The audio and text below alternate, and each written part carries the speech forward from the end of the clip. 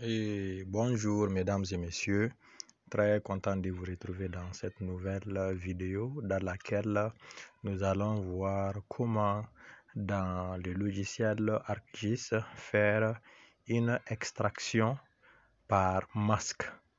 Et dans ce cas précis, nous avons un fichier raster sur lequel on doit faire des traitements. Mais nos traitements ne concernent que cette petite portion où il y a ce petit carré en noir. L'intérieur de cette portion uniquement nous intéresse. C'est une partie qui est située à la frontière entre le Mali, le Niger et le Burkina Faso. Donc, nous allons extraire uniquement les données de cette partie en utilisant un masque. Voici le masque là, c'est ce fichier vectoriel là qui représente notre masque d'extraction dans cette partie qui est notre zone d'étude. Donc déjà c'est très simple. Pour utiliser un masque, il faut d'abord que le fichier raster ou le fichier vectoriel qui va être votre masque doit être superposé à votre couche, à votre première couche. Vous voyez que dans notre cas, effectivement, ce fichier-là est superposé à notre première couche qui est en bas.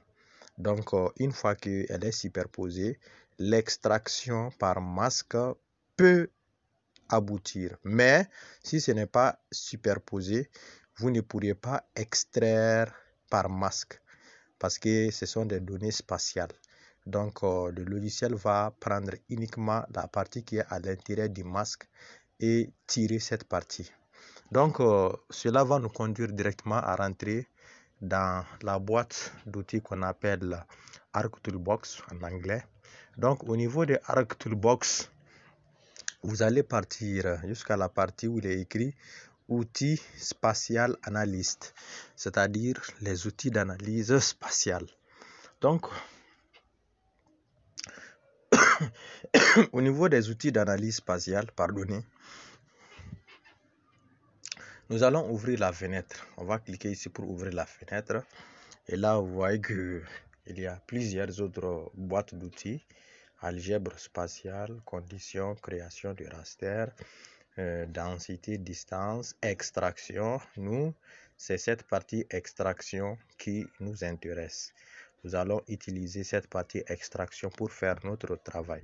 Donc, on va ouvrir cette fenêtre extraction et on voit qu'il y a plusieurs manières d'extraire des données.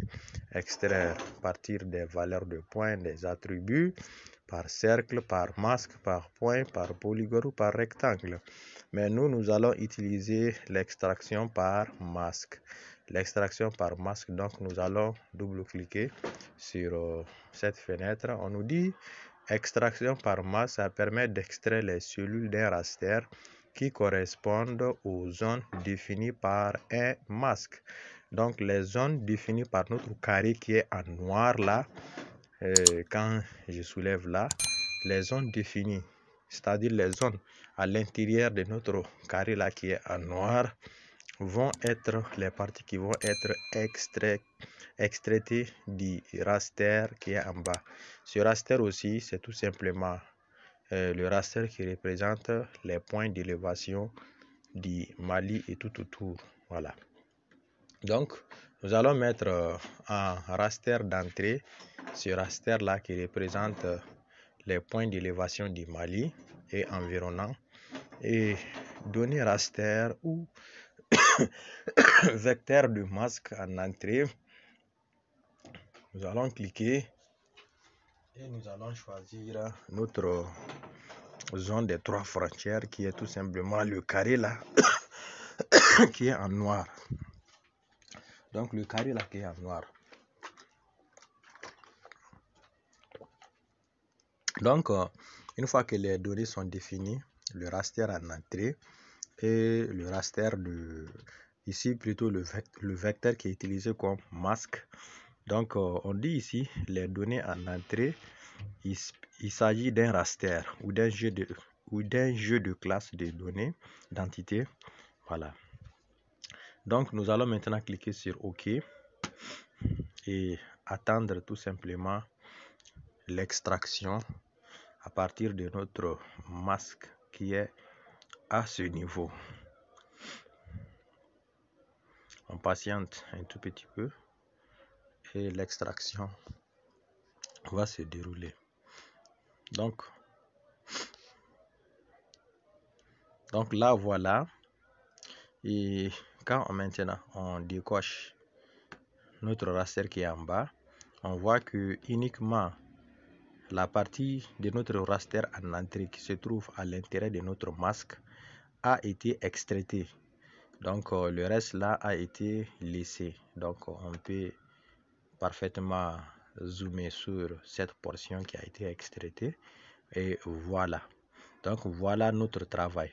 On vient dans un premier temps utiliser un raster couvrant une très grande zone, y compris notre zone d'étude ou notre zone de travail, et à partir de ce raster là nous avons pris un masque qui représente notre zone de travail et on a fait l'extraction à partir de ce masque là.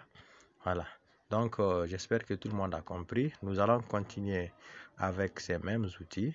On va cette fois-ci voir l'extraction par polygone qui est qui ressemble beaucoup à l'extraction aussi par masque, l'extraction par polygone et l'extraction par rectangle. C'est toujours le même processus parce que quand vous cliquez dans l'extraction par polygone, on va vous demander tout simplement de raster en entrée et le polygone avec les coordonnées. Voilà, donc vous pouvez utiliser plusieurs et valider le résultat, extraire les cellules des rasters selon un polygone. Et l'extraction par rectangle également, c'est aussi à peu près la même chose. Raster en entrée, l'étendue, vous allez déterminer l'étendue et les extrémités. Votre